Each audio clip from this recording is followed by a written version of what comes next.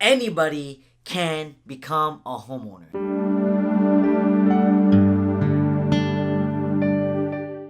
This first part of this series will be something along the lines of going more in depth as to how you could actually start implementing these things right away, like from A to Z, to becoming a homeowner. So if you've never owned a home before and you are watching right now, congratulations, you should be super excited because I'm gonna walk you through the whole process so that you could one day become a homeowner yourselves. So hopefully you guys are pretty excited because I certainly am. So let's dive right into the series. So for this first part, I want to talk about all the things that is required before you actually even start the first process of getting approved, talking to a realtor, talking to a lender, looking out at houses, all of that. The most important thing you have to consider before doing any of those things is you gotta check your budget.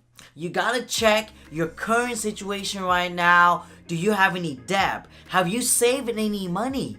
Do you even have credit?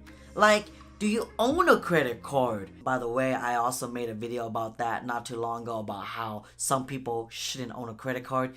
You should go check it out. If the answer is no, you don't have credit, or you don't own a credit card, or you don't have anything saved up, don't worry. That's why I'm gonna walk you through the process. If you are a person that is looking to potentially buy a home in the near future, maybe within 2 years, because it is definitely doable. First, I would always like to say, get a job. Not necessarily a job that is gonna be required for at least 2 years. What banks look at is really like a 2-year experience duration. So you could be at a job for like a year and in a different company for a year. As long as there is no gap up to like 3 to 6 months in between those jobs, then you should be okay. Any bank would probably finance you. But don't quote me, speak to a local lender for that. Now that you've gotten a job, when you're working your job, you might want to consider saving up some money.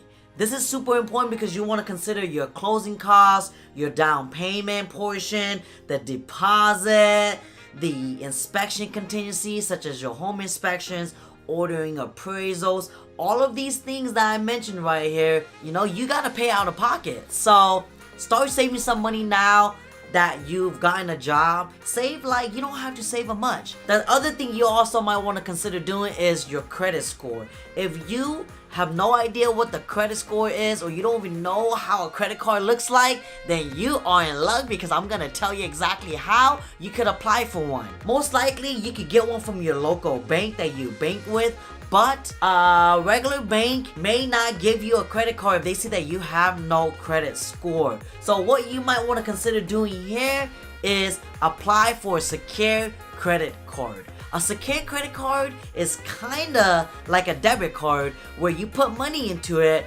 but as you're using it, you're building credit. Because what's cool about this secure credit card is that you could only spend what you put into it, which is amazing because you're using it as a debit card, meaning that you have the money for it, and you're getting the benefits of a credit card, which is increasing your credit score. And by doing this for 6 months or so, your credit score should get established and you might be in good standing condition by the time you're ready to talk to a lender for that pre-approval. The other thing you might want to also consider doing is you gotta ask yourself, who is gonna be involved in this transaction? Is it only gonna be you?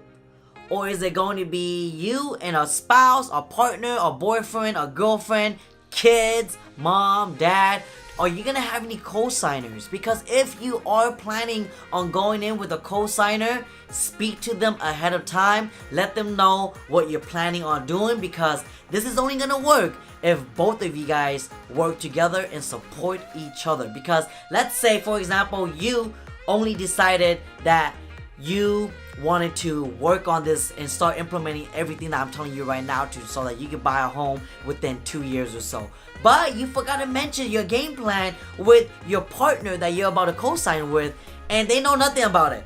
By the time 2 years come, you're in great condition and you bring your significant other or partner that you're planning on buying a home with on the table to speak with the loan officer, and they run the other person's credit and situation and finds out they have not have been disciplining themselves like you have. Now, because of that, that person is no longer going to be qualified to be in the same name as you. So now it's only you. And maybe you didn't want that from the beginning, but now you're going to have to work backwards. Maybe even start disciplining this person right here so that they could be in the same situation as you. You see what I mean? So if you want to avoid that, talk to them first. Let them know in advance what you're planning on doing within 2 years so that they could jump on board with you and you guys could keep each other accountable. Okay, one other thing you might want to also consider doing is tackling your debt. If you know you have debt, maybe you do have a credit card and you do have a credit score to begin with, but it's not exactly where you want it to be. Because you know this now, start tackling your debt as much as you can. I mean, you don't have to necessarily start tackling your debt right away if you don't know which ones to tackle first, because you might not even need to tackle any of your debt in order to qualify. So from there, you could probably speak to a local lender if they're willing to give you the advice to show you exactly what you need to tackle in order to get your credit score in a situation to where it's going to be approved by the local bank to give you a loan for a mortgage. So that is also another option as well. Okay, so after you have done all of this, remember, you are now ready to begin speaking to a local lender or even a local real estate agent such as myself, because now you're getting ready to get into all of the consultation of what your needs are, what you're planning on looking for in a house that you want to purchase, and how much you want your monthly payments to be, how much you could afford to buy, and how much you could afford to pay in a monthly basis. But before I get in depth into that part of the topic, I'm gonna end it here so that way you could start to imagine and think about everything I've mentioned in this video. Peace out now. My name is Chia.